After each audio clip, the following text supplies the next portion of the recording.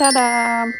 Bugungi chiroyli ob-havoga o'zimni ko'rsatmasam bo'lmasdi. Shu uchun qizimni oldim, dugonasi bilan ko'rishtirib, Skype parkda qoldirdim-u, Ekonikaga yugurdim.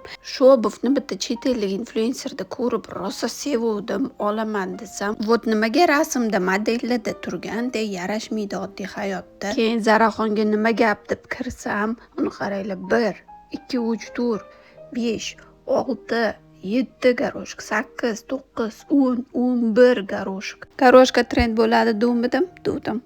Hozir moda sikli qaytalangan. Даже mana shu brasletdan misol, men maktabda o'qib yurganimda akam Londonda Primarkdan mana shuni bir to'da qilib olib keluvdilar. Ikkita qo'limni to'ldirib kiyib yurardim. Bu esa The Fox brendimdan novinka.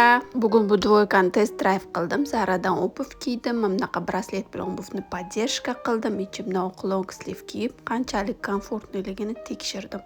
Bahoyim 5+. Keyin qizimga bitta narsa обещать qildim. Shuni oldim-da, sразу telefonim zaradi o'chdi. Ovqatlanib oldim, keyin ko'chaga chiqdim, ob-havoni qaranglar.